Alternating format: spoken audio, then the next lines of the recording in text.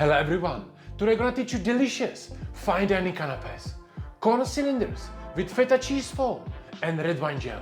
So let's do it. And let's start with red wine gel, which needs some time to set. I'm using port wine today, but you can use different kinds if you want to. I mix it with garlic, peppercorns and salt and reduce it roughly by half. My wine is quite sweet, so if you use some sour kind, you can consider also adding some sugar. Then I put agar powder and cook everything for few minutes. Strain it and I leave it to set in the fridge. And don't try to look for the recipe, because there is none. You have to use 1 gram per 100 ml of wine, but the seasoning is totally up to you. And now let's start with the cylinders. For the base, I will use corn puree. So I just mix corn, milk and salt in the pot, and I will cook it until the corn gets soft. Probably at least 10 minutes, depending on the kind of your corn. Then you blend it, strain it, and we have the base for our cylinders. Yeah, if I close it today, we blitz it.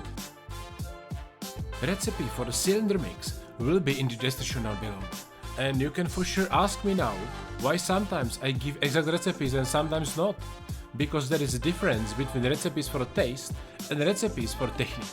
For the wine gel, you don't need a recipe because you can do it how you like. But this mix, you cannot experiment with. So I give you exact recipe. Hope that makes sense? Now you put the puree back into the pot, make it hot and melt the isomalt inside. Then you leave it to cool down and mix cornstarch in.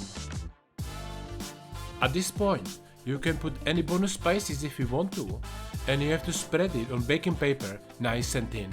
I recommend putting a bit of oil on the baking paper so you can take it out later on more easily. And you bake it 130 degrees Celsius until firm but not crispy, probably around 15 minutes. In meantime, I blend my wine gel and I get it ready inside the bottle.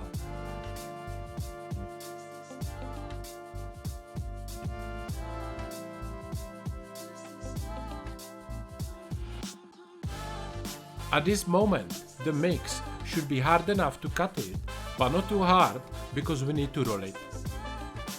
If you have some sort of mold, you can bake already perfect shape and then roll it. I do not have it, so I made one big piece and then cut it into the right shapes.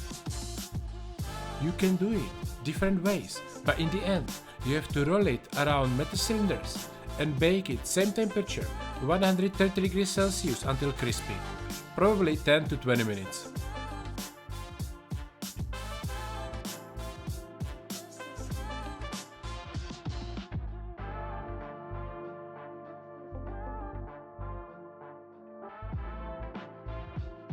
When it feels crispy, you can take it out from the oven and hopefully you will be able to detach from the form. So I leave them to cool down, and now let's finish my feta cheese foam. You have to mix milk, cream and feta cheese in the blender for a few minutes until smooth. And then transfer it into the siphon bottle. I strain it through chinois just to make sure there are no big pieces of cheese. I charge it with gas and let's fill the cylinders.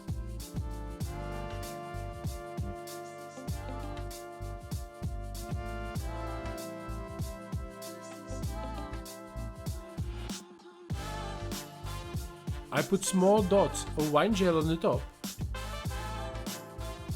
and I finished it with small leaves of carrot tops.